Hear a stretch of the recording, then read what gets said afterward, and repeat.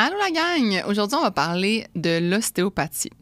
Dans le fond, j'ai vraiment eu envie d'inviter Valérie aujourd'hui, qui est mon ostéopathe, parce que moi, j'ai eu une grosse saga avec tout ce qui était mon cycle menstruel, récupérer mes règles. Ça a pris vraiment, vraiment beaucoup de temps. Puis quand j'ai commencé à consulter en ostéopathie, je vais vous avouer que c'est un domaine que je comprenais pas, même avant d'enregistrer l'épisode, j'étais comme... Elle m'avait vraiment aidée. Tu sais, dans le fond, j'ai récupéré mes règles. Dire que c'est grâce absolument à elle, je pourrais pas le dire. J'ai fait plein d'actions, mais entre autres, l'ostéopathie. Moi, l'acupuncture, ça n'avait pas fonctionné, puis l'ostéopathie a fonctionné. Donc, des fois, d'essayer des différentes choses pour différents problèmes physiques, c'est intéressant. C'est un sujet, c'est sûr, qui est un peu touché, dans le sens que ce que je veux dire par là, c'est que, tu sais, il y a des actes qui sont réservés à la médecine, des actes qui sont réservés aux pharmaciens, des actes qui sont réservés à certaines professions.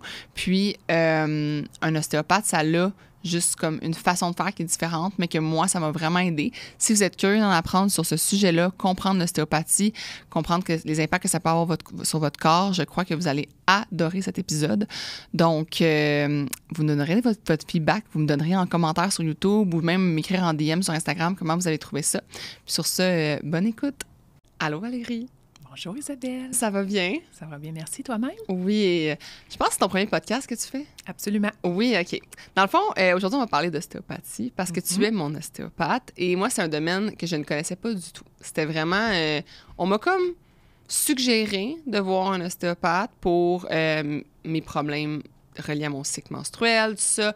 Puis même, j'ai une amie après ça qui m'a écrit « Ah, tu sais, comme tu vois Valérie, elle aussi, c'est elle c'est toi qui voit comme ostéopathe. Puis elle voit pour d'autres choses complètement. Fait que je me disais que c'est un domaine qui sert à beaucoup, beaucoup de choses, mais c'est un domaine qui est quand même très terme spécifique. Ça, c'est pour ça que aussi, je t'ai dit, comme, je t'ai amené d'envoyer des questions, puis tu as des notes parce que c'est comme un domaine qui est quand même, tu sais, c'est pas de la médecine, on pourrait dire moderne. Comment on appelle ça? C'est pas de la médecine traditionnelle. OK. En fait, c'est de la médecine alternative. Alternative. Donc, ça fait qu'il y a certains termes de la médecine que vous ne pouvez pas utiliser ou qu'on vous suggère pas d'utiliser. Ou pourquoi, mettons, tu me disais justement avant les enregistrements, il y a vraiment des termes plus spécifiques à l'ostéopathie.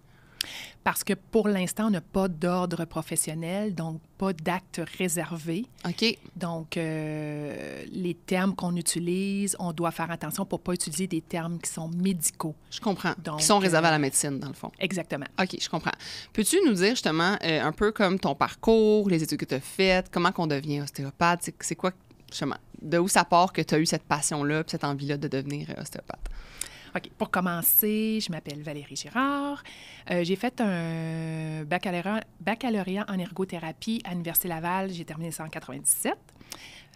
Par la suite, je voulais continuer mes études. Donc, j'ai entrepris ma formation en ostéopathie. J'ai commencé en 2000. J'ai terminé en 2006. C'est 6 ans les études. 6 ans? Les études au centre... 6 ans temps plein, là? Non.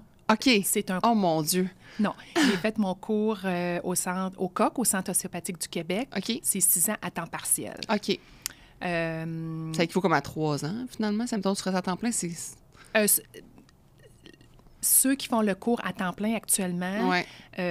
C'est sur une période, si je ne me trompe pas, de 5 ans. Oh, mon Dieu.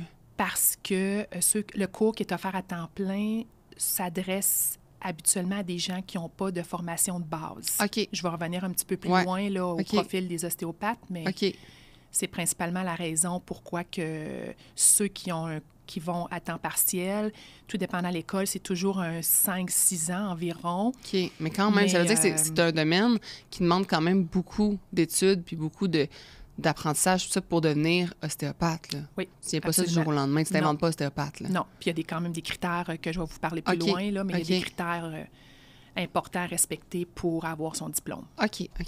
Donc, tu es devenue ostéopathe en 2000, tu disais en 2000... donc, j'ai terminé ma formation en 2006. OK. Puis, j'ai commencé à travailler un peu autour dans la région de Montréal. Puis, je suis copropriétaire de chez Axe Ostéo depuis 2010. OK. Ça, c'est à Rosemère. C'est là que moi que je vais. Oui. OK, parfait. Tu peux-tu justement démystifier c'est quoi l'ostéopathie? Parce que même moi qui te consulte puis qui a fait plusieurs rencontres, tout ça, c'est encore flou, pour être bien honnête. Là. OK. Donc, là, je vais commencer par une définition pour mettre un peu la table de ça. Donc, l'ostéopathie s'adresse à tout le corps humain. On évalue et on traite les dysfonctions selon leur lien avec les différentes structures du corps. OK. On utilise nos mains et la palpation pour évaluer les mouvements des structures du corps, pour réduire les limitations de mobilité puis aider au soulagement. Donc, ce que je tiens à dire, c'est que l'acte de la palpation tient une place très importante dans l'évaluation des traitements ostéopathiques. Puis en ostéopathie, on va utiliser des techniques directes, indirectes, viscérales et crâniennes. Fait OK. on fait un peu le tour là, du corps Mais c'est humain. ça que moi, quand mon expérience à moi, c'est justement que c'est vraiment, faut que tu sois à l'aise avec ton ostéopathe parce que c'est quelqu'un qui va, comme, tu sais, c'est pas une médecine que la personne, tu sais, quand tu vas chez le médecin, là, puis qui fait juste dire, lève un peu ton chandail, vous êtes très présent sur notre corps, là, c'est dans le Oui. sens que c'est important, puis faut Oui. que tu sois à l'aise, il faut que tu sentes que tu as une confiance envers ton ostéopathe parce que Oui. c'est pas une pratique où que il va juste te faire un petit peu, comme te toucher un peu avec un stéthoscope, là. C'est pas ça, là. C'est vraiment des palpations, ça rentre là-dedans pour que tu puisses évaluer justement c'est où qu'il y a des problèmes, là, finalement. Là. Absolument. OK. Donc, le lien thérapeutique est très important. Oui, c'est ça. Oui. OK. Oui. Donc, là, si on continue avec toi, mettons, une fois que tu as lu la définition, comme toi, comment tu définis ça? Quel genre de comme problème on pourrait dire que tu règles puis tout ça? Je pourrais vous donner un exemple concret où l'ostéopathie a été bénéfique pour les patients. Ouais. Ça peut être ça. Ouais.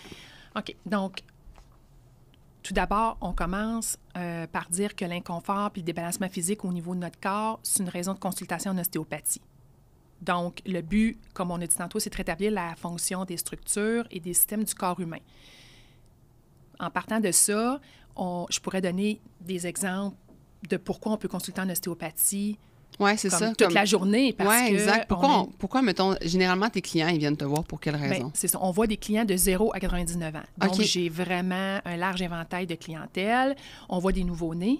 Je vais en parler un petit peu plus loin parce que c'était dans des questions plus précises là, de mes abonnés, tes abonnés. On voit des enfants, des adolescents, des adultes, des aînés, des sportifs, des femmes enceintes, des gens post-accouchement, des femmes en post-accouchement, des personnes en convalescence, en réadaptation. Donc, j'ai autant des travailleurs, par exemple, qui ont des inconforts au cou, au bras ou au dos dû au télétravail. C'est un exemple. Ou les femmes qui ont subi des nombreux changements au niveau de leur corps pendant la grossesse ou l'accouchement. C'est un autre exemple où on obtient du soulagement en dégageant les tensions accumulées. Ouais. Parce que les courbures de la colonne changent beaucoup au niveau de la grossesse. Donc, c'est une raison de consultation. Ouais. On voit aussi beaucoup de bébés à la clinique à Rosemère pour des torticolis, des plagiocéphalies. Mais ça, je vais en reparler un petit peu plus loin aussi parce que c'était une de tes questions de tes abonnés aussi. Par exemple, les sportifs, on en voit beaucoup aussi à la clinique. Les sportifs sont très exigeants envers leur corps. Ils veulent que ça performe bien. Ouais. Mais des fois, en faisant du sport, on peut se créer des déséquilibres ou des surcharges à certains endroits dans notre corps. Donc, l'ostéopathe va travailler en prévention pour retrouver et va essayer de redonner au corps une mobilité optimale là, pour éviter soit les blessures plus graves ou les inconforts au quotidien. Donc, là. c'est-tu comme autant en prévision que quand tu as un problème, est-ce que tu devrais consulter comme pour prévenir? Mettons, tu dis, OK, moi, je sais que je m'en faire un demi-marathon, je m'entraîne pour ça. Est-ce que je devrais aller te voir comme avant pour voir si j'ai un déséquilibre quelque part pour m'aider à être meilleur dans ma performance, justement? Ou c'est vraiment, tu vois plus des gens qui sont avec un problème puis que là, ils veulent régler un problème, mettons? Pour les premières fois où les gens consultent, habituellement, ils vont venir avec un problème. Très spécifique. Ouais. Par la suite, un coup qu'ils connaissent l'ostéopathie, là, on va voir plus les gens en prévention, mais par exemple, ton exemple de marathon, je ne vais pas voir quelqu'un la veille ou l'avant-veille de son marathon parce que moi, si je travaille certaines tensions, le corps va s'ajuster. C'est pas le temps d'aller faire le marathon 2 jours après mon traitement. Non, Donc, c'est ça. ces gens-là que j'ai déjà vus par le passé pour d'autres raisons vont peut-être revenir en se disant, OK, je fais un marathon, je veux vraiment pas avoir de blessures à long terme en vue de mon marathon, donc je vais consulter peut-être 1 mois ou 2 mois ou 3 mois avant. Puis ces gens-là, habituellement, ils connaissent bien leur corps, donc sont capables de voir venir un peu aussi les inconforts. Donc, ça va être plus en termes de prévention à ce niveau-là. OK. Fait que oui, on fait de la prévention tout dépendant pourquoi les gens vont consulter. Oui, c'est ça. OK, vous faites de la prévention aussi. Puis moi, j'avais une question qui était vraiment, moi, quand j'ai voulu consulter, tu sais, on me parlait de tellement de types de professionnels. Puis là, j'arrivais à me poser la question comme, OK, c'est quoi la différence entre un ostéopathe, un physiothérapeute, un kinésiologue, un chiro? Tu sais, genre, toutes les différentes, on pourrait dire médecine un peu alternatives. C'est quoi la différence entre ces différentes médecines-là, puis pourquoi on consulterait un ostéopathe et pas un physio, mettons? OK. Ce que je vais te parler avant cette question-là, je vais t'expliquer un petit peu c'est quoi la formation un petit peu plus en détail pour arriver à ce sujet-là. OK. Pour l'instant, au Québec, les écoles en ostéopathie, c'est des écoles privées. Oui. OK? C'est pas l'université, c'est pas... Non, c'est ça. il est possible d'étudier à temps plein ou temps partiel. On en a parlé un petit peu tout à l'heure. Puis, pour avoir notre diplôme en ostéopathie, on doit répondre à des critères établis par l'OMS, l'Organisation mondiale de la santé. Puis on doit avoir obtenu un certain nombre d'heures de formation en présentiel, puis un certain nombre d'heures de pratique de clinique supervisée. OK? Il y a une association... il y a plusieurs associations au Québec, dont une qui regroupe une grande partie des ostéopathes. C'est la plus grande, c'est Ostéopathie Québec. Il y a 1700 membres actuellement dans cette association-là. Puis sur 50 des membres, des 1700 membres, ils ont 50 de ces 1700-là, ils ont une formation complémentaire dans le domaine de la santé qui donne une ouverture à un permis d'un autre professionnel. Donc, comme, par exemple, physio, ergo, infirmière, médecin. OK? Comme toi, par exemple. Comme moi, par exemple. Oui, exact. Donc, si on revient à la question, la différence entre les différentes approches, c'est pour ça qu'il faut comprendre que, par exemple, je prends l'exemple ostéo, physio, kinésiologue. OK? On va y aller avec ces trois-là. Ils ont des zones communes au niveau de leur approche. C'est ça qui rend difficile un petit peu la différenciation de chaque auprès de la population. Plusieurs thérapeutes, une fois gradués de leur, soit de physio ou kinésiologue ou infirmière, par exemple, ils vont suivre des formations complémentaires. Puis se spécialisent dans certaines approches. Comme les physios peuvent se spécialiser dans le RPG, rééducation posturale globale. Il peut y avoir des gens qui se spécialisent dans le traitement de commotion. On connaît beaucoup, nous, les femmes en périnatalité. Là, exactement. Les physios vont des fois ajouter des formations de manipulation vertébrale à leur formation, des formations sur les réflexes archaïques. Alors, certains... après leurs études, vont aller vers des formations comme ça, ou il y en a d'autres qui vont choisir de se former en ostéopathie. Ce qui fait en sorte que même deux physios, ils ont la même formation de base, mais ils ont ajouté des formations à leur formation de base, ce qui fait que quand tu peux consulter deux physios puis avoir l'impression qu'ils travaillent les deux différemment parce qu'ils utilisent des modalités thérapeutiques différentes. Je comprends. Fait que c'est pour ça que c'est pas toujours évident de faire la différence. Je comprends, parce que même, comme tu dis, 50 des ostéos ont une autre formation, bien, c'est sûr que ça va venir teinter leur façon de travailler. Exactement. Par contre, normalement, quand tu fais partie d'un autre professionnel, tu dois quand même être clair dans tes modalités thérapeutiques. Qu'est-ce que tu utilises? Au niveau de tes dossiers, c'est quand même surveillé par les ordres. Là. Mais par exemple, disons que je te donne un exemple de quelqu'un qui a une blessure à l'épaule. Assez commun comme blessure. Puis je te donne l'exemple du physio. Bon, le physio, lui, va utiliser physio traditionnel. Je ne parle pas les ajouts qu'il a fait au niveau de ses formations. Il va utiliser des techniques manuelles, des exercices, électrothérapie, hydrothérapie, toutes ces choses-là pour soulager son patient, puis il va s'adresser plutôt à la région de consultation et aux symptômes. C'est vrai. Le kinésiologue, lui, il est un spécialiste de la dynamique du mouvement. Donc, son moyen d'intervention principal, c'est l'activité physique.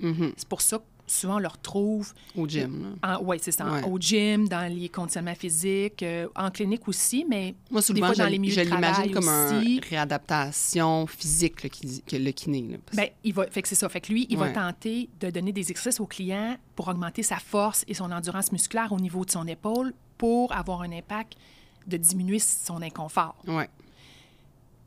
Puis l'ostéopathe, lui, comme on a parlé tout à l'heure, son outil principal, c'est sa main. Donc, lui, il va évaluer la mobilité des différentes structures du corps, incluant l'épaule, dans ce cas précis-là. Ouais. Puis son raisonnement, lui, va lui permettre de déterminer quelles restrictions des structures à distance ou pas qui ont un impact sur son motif de consultation. OK. C'est pour ça que quand tu vas chez l'ostéopathe pour ton problème d'épaule, ça va arriver aussi qu'il va te traiter ton cou, ton dos, ton thorax. Ouais. Donc, c'est pour ça que... Mais comme moi, quand tu me traites, parce que moi, c'est plus au niveau de comme ma vessie puis mon système hormonal, mais t'es pas tout le temps dans la section de mon utérus puis de ma vessie. T'es aussi à plein d'autres niveaux parce que c'est un débalancement complet hormonal qui vient créer ça. Exactement. OK. Donc, c'est pour ça que l'ostéopathe va être plus à distance ou pas. Donc, comme tu parlais tout à l'heure, des fois, il va te demander d'enlever ton chandail, puis il va travailler ton dos, puis ton thorax ou ton cou. Puis là, t'es comme, dire, voyons. je suis là pour mon épaule. Donc, habituellement, les gens comprennent bien, mais c'est ce qui fait que ça se peut que ça vienne mélangeant Je comprends. Pour la clientèle. OK. Donc, c'est vraiment... Mettons, moi, je vois ça qui physio, c'est vraiment tout ce qui est traitement comme vraiment manuel sur l'épaule directement. Oui, mais avec souvent des modalités de chaud, de froid, d'électrothérapie. Ouais. Tandis aussi. que kiné, c'est renforcement, tout ce qui est plus musculaire, force, réadaptation. Oui. Puis ostéo, c'est avec le reste du corps, quand on sait qu'il y a une influence, bien, on sait que, justement, comme tu dis, le thorax, le cou peut avoir une influence sur ta douleur à l'épaule. Bon, bien, ça va aller chercher ces compléments-là pour régler ton problème. Il va travailler l'épaule et en plus, il va aller à distance pour comprendre de où vient. Est-ce que souvent, ça t'arrive de te rendre compte, admettons, que quelqu'un vient pour un mal d'épaule, mais au final, son problème, c'est relié vraiment à complètement autre chose, puis que la personne n'était pas au courant que ça venait de complètement ailleurs, son problème? Ça peut arriver. Par contre, il y a quand même un inconfort au niveau de l'épaule. Donc, on va prendre en compte l'épaule souvent dans les premiers rendez-vous, mais après quelques rendez-vous, les gens là, vont comme saisir un petit peu plus l'origine de leur douleur. Puis là, on va arriver peut-être à traiter à distance, mais c'est tout dépendant comment ça s'est passé. C'est certain que si la personne a glissé et a tombé sur l'épaule, sur la glace... C'est son épaule. C'est son épaule. Ça je comprends. Mais si c'est une question de posture, parce que moi, mettons, je sais que j'ai une posture vraiment horrible, parce que je me suis vue en vidéo après la première fois qu'on a enregistré ici, là, j'ai fait comme « Oh, mon Dieu, Isabelle, redresse-toi, tu vas finir bossu Notre-Dame, ça n'a pas de bon sens. » Mais je réalise que j'ai vraiment mal, justement, aux épaules. Mais c'est relié au fait que j'ai une mauvaise posture. Peut-être que c'est relié au fait que comme mon bassin ne me soutient pas assez. Il y aurait peut-être d'autres choses qui viendraient comme influencer tout ça ou une mauvaise structure de ma colonne, mettons, qui pourrait faire en sorte que je me tienne pas bien. Ou...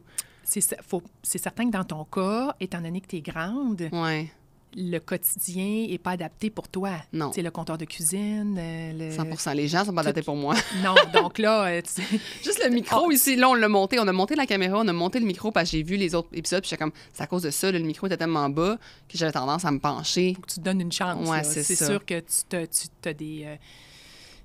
tu vis des... Oui. des... Par ma non-moyenne. Oui, tu n'es pas dans la moyenne. Non, les choses sont bâties pour la moyenne des gens. Donc, exact. C'est sûr que là, toi, c'est un autre défi. Oui, exact. OK. Ouais. OK, ça m'aide à comprendre. Puis, justement, là, tu nous expliquais comme justement des raisons pourquoi on consulterait un ostéopathe. Puis, j'ai envie que tu nous partages des exemples concrets où l'ostéopathie a été bénéfique pour tes patients. As-tu comme des exemples? Tu sais, moi, mon exemple à moi, mon histoire à moi, c'est le fait que bon, on va faire une histoire courte, là. J'avais pas mes menstruations depuis un méchant bout, puis les médecins me disaient, bon, ben il n'y a rien qui cloche. Fait que là, il a fallu que j'aille plus comme chercher ailleurs qu'est-ce qui clochait, parce que là, un moment donné, si j'ai rien qui cloche, mais que j'ai pas mes menstruations, il y a quand même de quoi qui cloche. Puis quand je suis venue te consulter, ben tu m'as écrit me disant, ben un ostéopathe peut t'aider avec ça. Donc ça, c'était un exemple, puis bon, j'ai fait plein de choses. Si c'est ça, si c'est pas ça, ça l'a dû aider. Mais tu sais, j'ai eu mes menstruations, finalement, après avoir eu plusieurs consultations avec toi. Est-ce que, dans le fond, tu as d'autres exemples de situations concrètes où tu as vu vraiment comme un effet bénéfique de l'ostéopathie que tu peux nous dire, mettons, bon, mais si telle personne a tel problème, je vous conseille de peut-être envisager l'ostéopathie, mettons. Bien, si parce que je pense que c'était une question de tes abonnés aussi. Ouais. D'avoir de l'information, est-ce que ça peut aider? Oui, avec le cycle menstruel, comme tu as parlé tout à l'heure. Ouais. En fait, il me demandait en quoi l'ostéopathe peut aider le cycle menstruel, la fertilité puis la santé de la femme en général. Parce que, tu sais, des fois, moi, ce qu'on me disait, c'est que j'ai mes menstruations, mais j'ai pas plus comme soit un cycle régulier ou je suis pas plus tombée enceinte, tu sais, par exemple. Ouais. En quoi que ça peut aider, justement, l'ostéopathie pour ça? OK. Comme tu as dit tantôt, tu as fait beaucoup de choses. C'est ça. Ça, c'est un point très important. Puis c'est comme ça qu'on travaille aussi. Le mode de vie de la cliente est très important. Oui. OK? Si on commence par ça. Donc, et une femme avec un cycle menstruel qui est pas... qui suit pas nécessairement à ce qu'on s'attend. Le cycle moyen, on pourrait dire. Ouais. Moyen, c'est ça. N'est pas nécessairement un problème. OK. Ce serait pas ça le problème. Bien, en fait, ce que je veux dire, c'est que il y en a des femmes là, qui ont un cycle menstruel de 35 jours, tout va bien, ils ont eu des enfants, ils n'ont pas plus de douleur qu'il faut, puis ça va bien, puis habituellement, nous, on s'attend... Dans les livres, on peut plus parler d'un cycle de 28 jours. Ouais. Donc là, il ne faut pas penser que parce que quelqu'un a un cycle de 35-40 jours, là, il faut que j'aille consulter. Non. Si il faut avoir des inconforts ou bien des douleurs abondantes ou des douleurs aux règles, c'est-à-dire pas des douleurs abondantes, mais un cycle abondant, des douleurs aux règles, des femmes qui vivent certains inconforts ou bien qui ont de l'endométriose. Il y a différentes raisons pourquoi une femme peut consulter.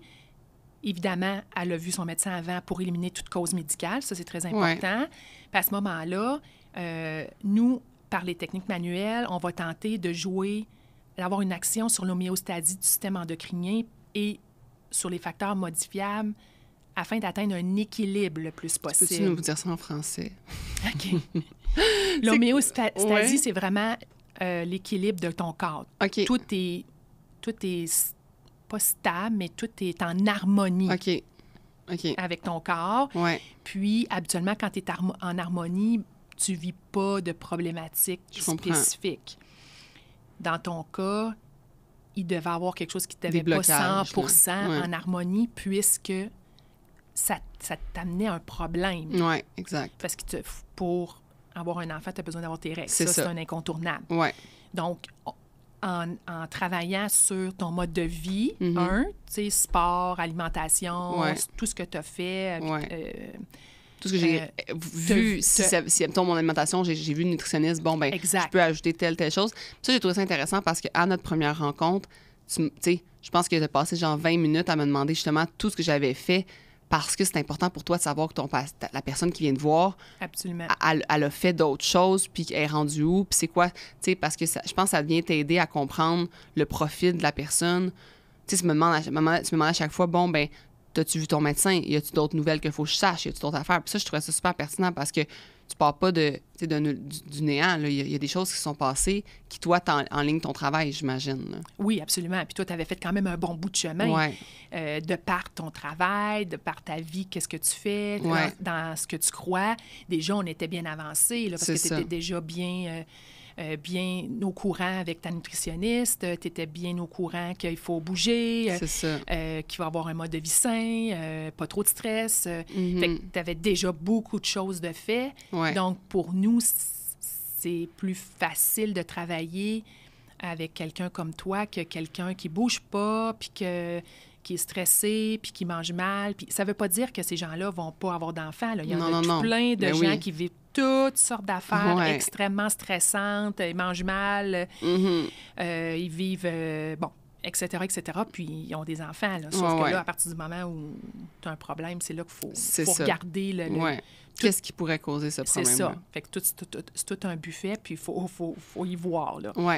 Donc, là, dans ton cas, c'était le cycle menstruel, mais ça peut être la préménopause, la ménopause, ça peut être les inconforts, c'est ce qu'on a parlé, je pense, à la grossesse, post-grossesse, ceux qui ont eu une césarienne, au niveau de la mobilité des tissus, là, des fois, au niveau de la césarienne, ça crée des adhérences. On travaille au niveau des fascias à ce niveau-là. Toi, c'est en le palpant que tu sais, admettons, s'il y a justement comme un blocage ou une non-harmonie, mettons? Oui. Blocage, c'est un terme peut-être moins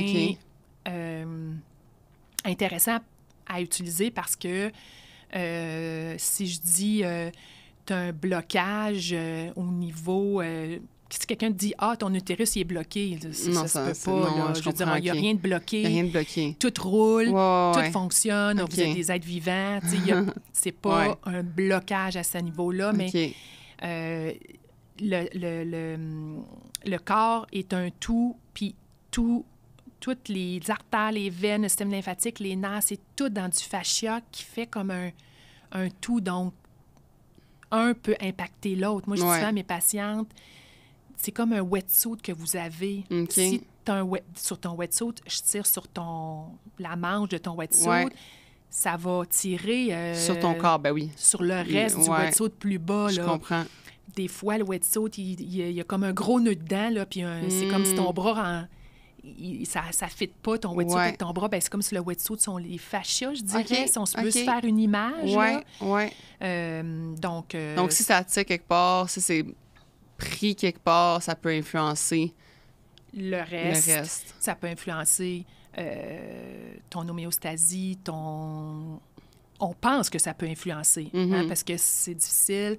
Il y a beaucoup de travaux, d'études scientifiques. Il y a beaucoup d'études puis de nouvelles données probantes sur le sujet de l'ostéopathie dans les 10 dernières années. Il y a beaucoup de belles études qui sont sorties. Il y a des données probantes sur certaines choses qui sont faites, mais il y a les études, il faut comprendre que je peux pas tester une personne la traiter, puis l'autre pas la traiter, puis on va voir ce que ça va donner, parce que chaque corps humain est différent. Ça, c'est pas juste pour l'ostéopathie, c'est pour tout en santé. Je peux pas traiter...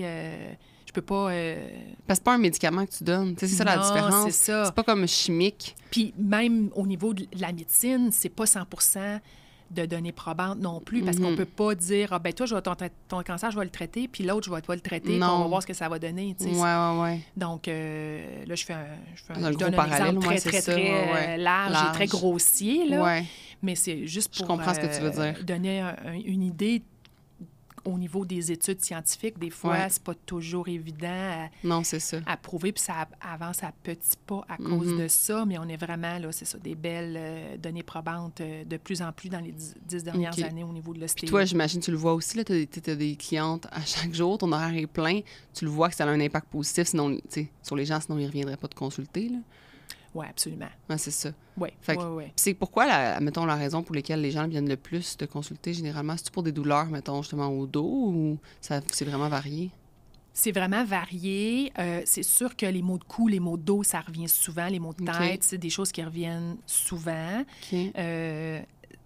Dans mon cas, comme je traite beaucoup de femmes, bébés et femmes, je vais voir mes clientes viennent beaucoup pour les mêmes raisons, parce que là, mon lot... Ta référence aussi. C'est ça, mon lot de clients est moins diversifié que quand tu débutes, disons. Puis, on a une belle collaboration avec les médecins dans la région qui nous réfèrent beaucoup de clients. Donc, ils vont savoir, par exemple, que moi, je vois beaucoup de femmes-enfants. Souvent, ils vont me référer pour ça. Puis, s'ils ont un client qui a le dos barré, un joueur de football qui pèse 300 livres, bien là, ils vont pas me le référer. Ils vont référer à ma collègue qui est thérapeute du sport, puis qui a une formation comme thérapeute du sport en plus de sa formation en ostéopathie, qui, elle, va prendre plus ce genre de clients-là. Donc, les médecins, ils collaborent avec vous puis ils vous en réfèrent des gens, là. Oui, absolument. Oui. On est bien chanceux. La clinique existe depuis plus de 30 ans, donc on a une belle notoriété dans la région. OK. Donc, on est chanceux pour ça. Oui, c'est vraiment bien, pour vrai. Ouais. Puis, justement, je voulais savoir, mettons quelqu'un qui veut consulter, tout ça, ça fonctionne comment un rendez-vous, quand tu prends rendez-vous avec une ostéopathe? En fait, tu sais, on va pas dire ostéopathe en général, là. Comment ça fonctionne dans ta clinique? Parce que j'imagine que chaque personne fonctionne différemment, là, mais quand tu prends rendez-vous puis que tu veux rencontrer un ostéopathe, c'est quoi le fonctionnement d'un type de rendez-vous? Puis qu'est-ce qu'on doit s'attendre à avoir comme rendez-vous avec un ostéopathe, là? OK. Habituellement, au premier rendez-vous, c'est un rendez-vous qui dure à peu près 45 à 60 minutes, tout dépendant. Nous, à la clinique, c'est un 50 à 60 minutes, mais je sais qu'il y en a qui travaillent plus 45 minutes. Ça, c'est pour les adultes. Les bébés, c'est entre 30 et 60 minutes aussi, tout dépendant de la clinique. Ça, c'est la durée du premier rendez-vous et de les autres rendez-vous aussi, d'ailleurs. Ouais. On commence par un questionnaire et on va vous poser une série de questions, comme on a parlé tout à l'heure, la raison de consultation, ton historique, ton état de santé, toute raison qui nécessiterait une prise en charge médicale ou qui sort de notre champ de pratique, très important. Ensuite, on va procéder à une évaluation ostéopathique.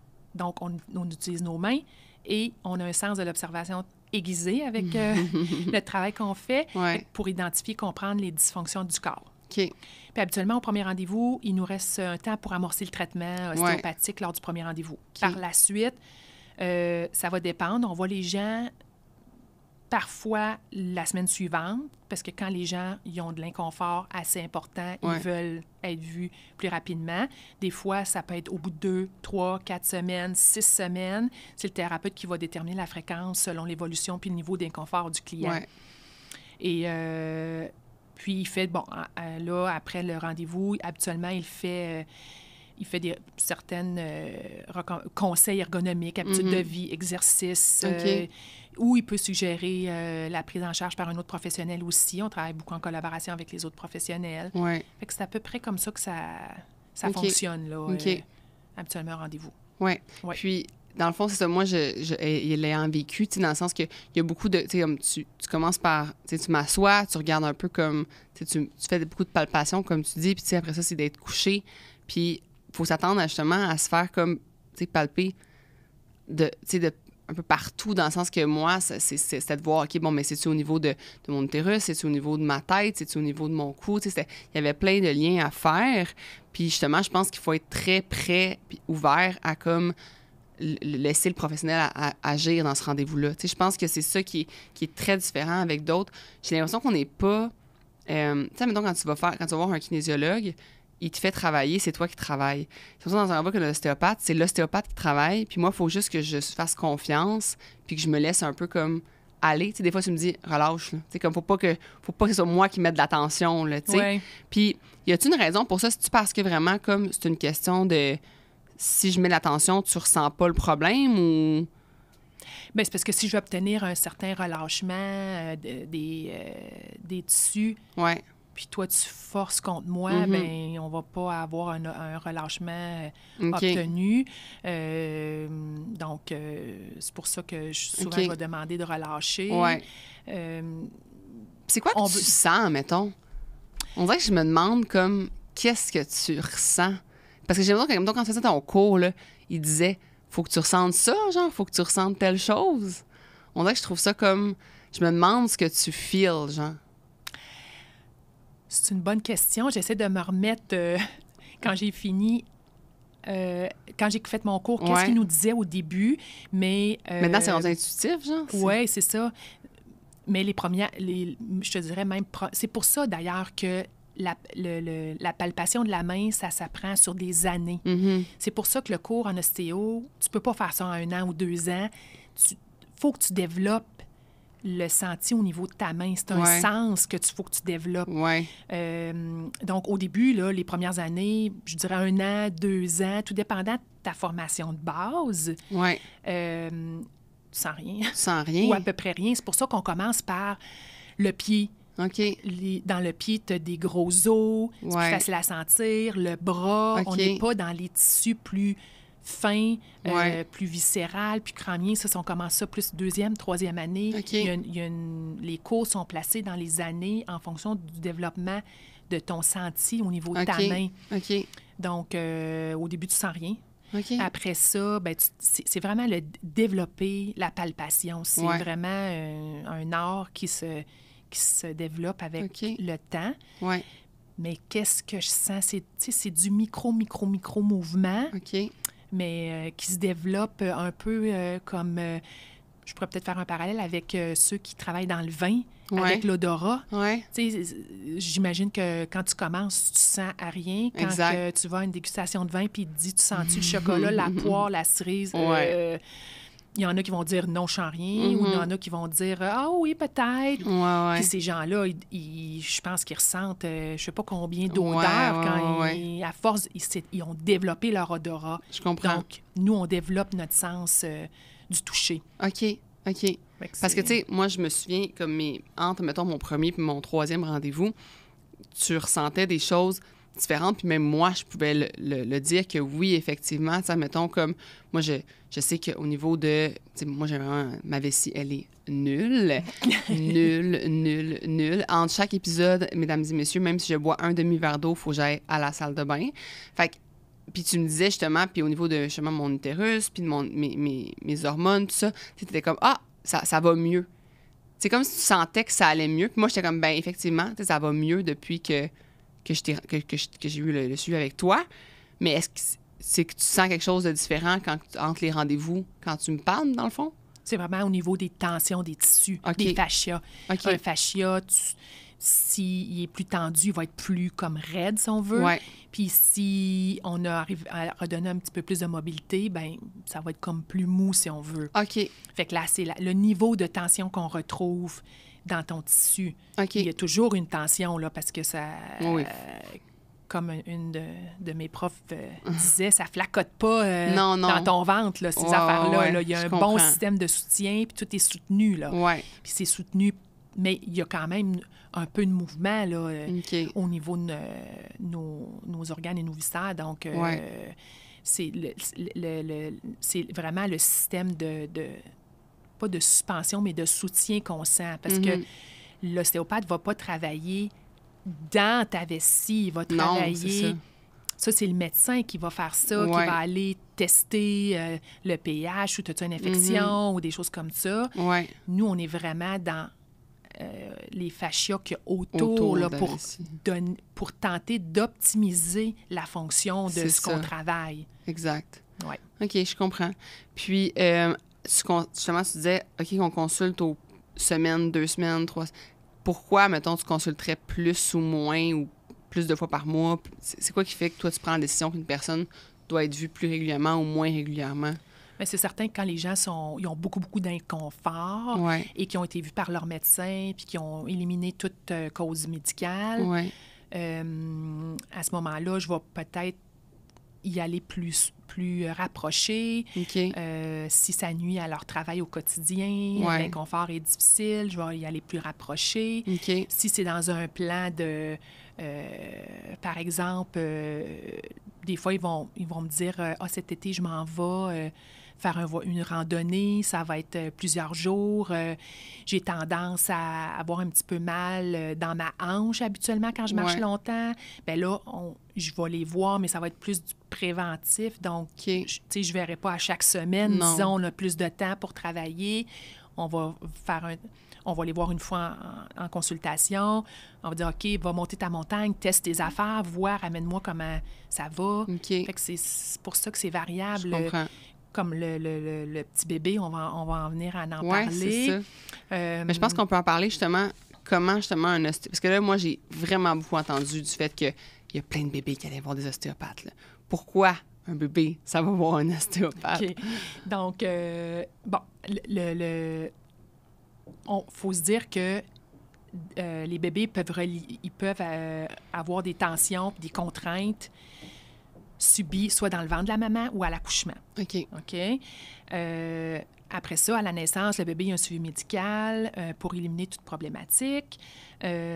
Puis, par la suite, il peut rester des tensions au niveau de son cou. Donc là, le professionnel de la santé, le médecin ou l'infirmière va nous le référer pour ces raisons-là.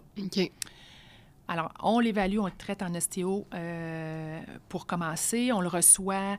Il va avoir des raideurs dans son cou, dans son bassin, au niveau de son dos. Des fois, il va avoir déjà...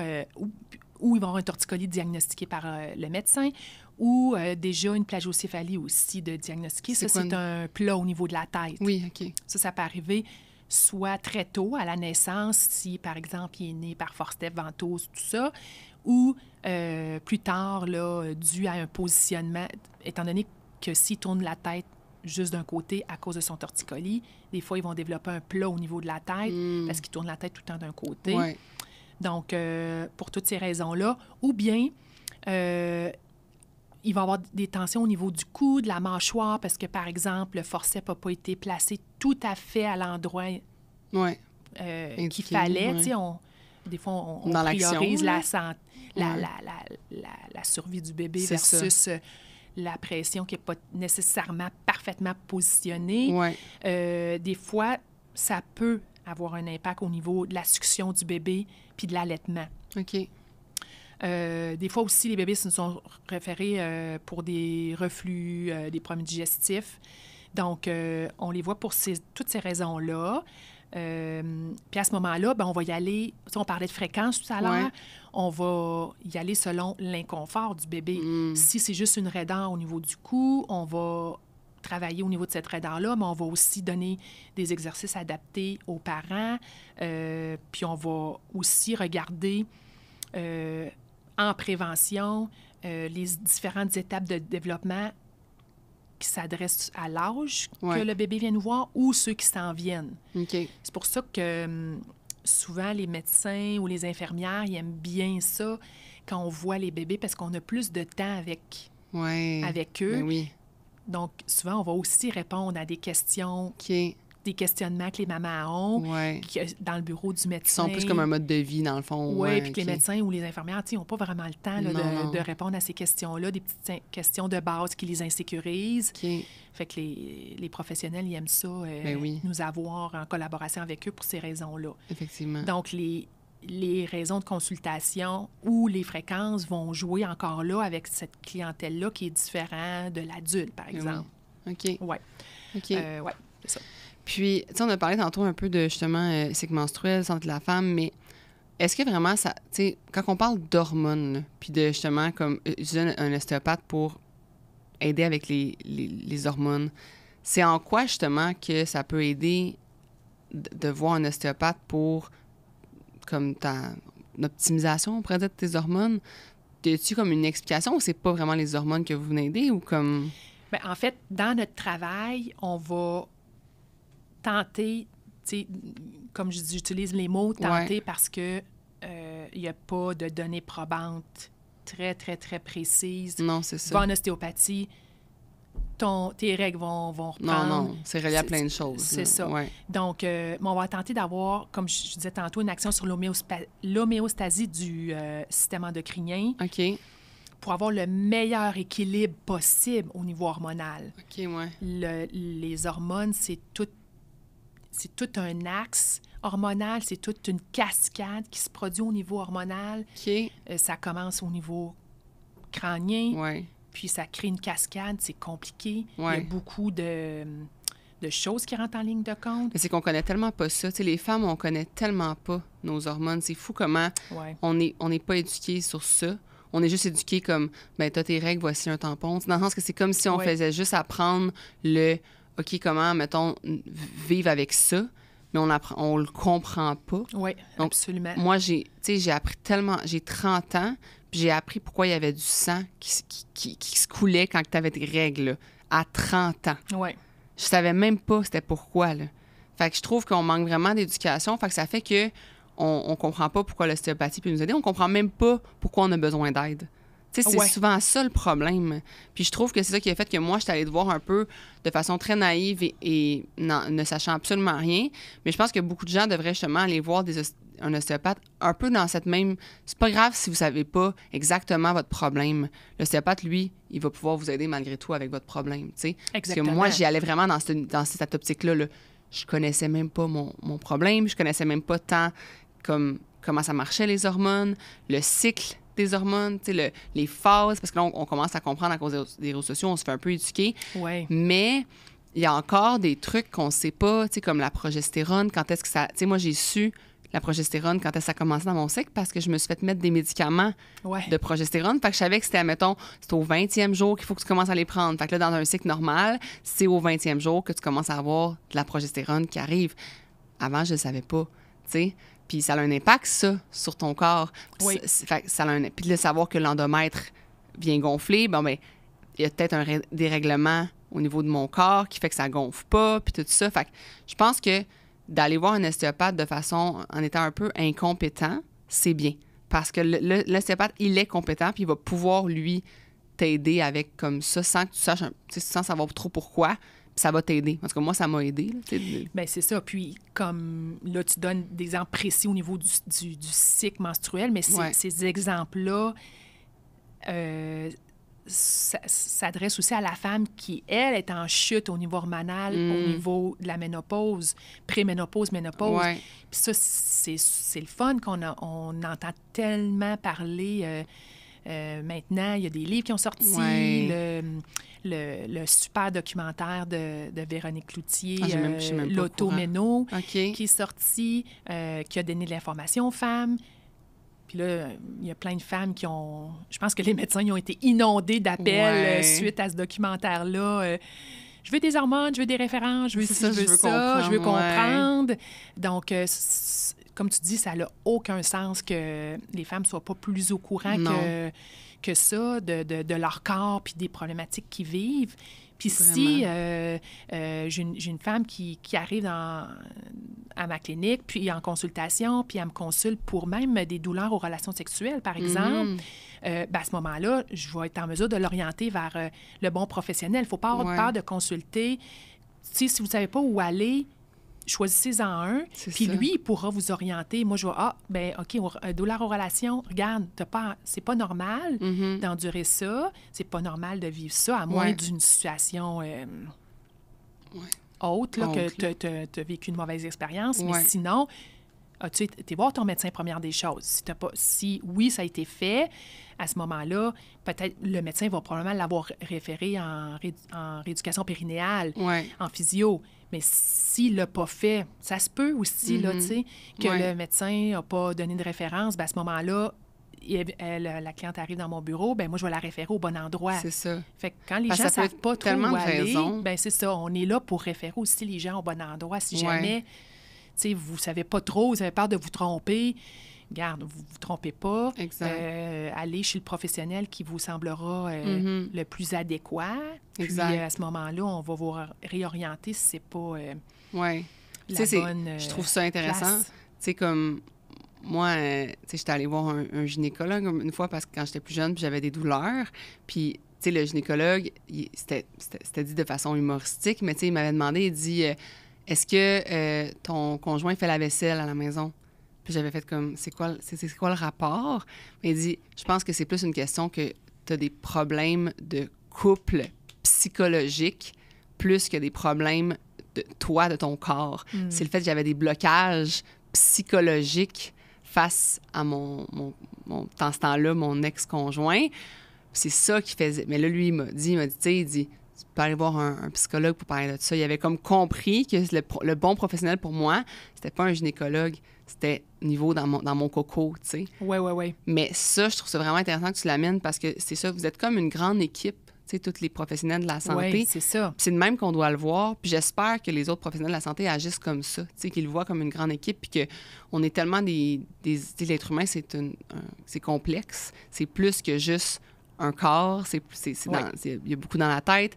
Tu l'as dit, il y a le fascia qui vient jouer, il y a plein de choses. Fait que je pense que c'est important de savoir, puis c'est pour ça que j'ai voulu faire cet épisode-là avec toi, c'est que c'est important de savoir qu'il existe plein de types de professionnels, puis que quand tu penses qu'il n'y a plus rien à faire, comme moi, j'étais... Tu sais, les médecins me disaient, ben tu es 100% normal, tout va bien, tout est parfait.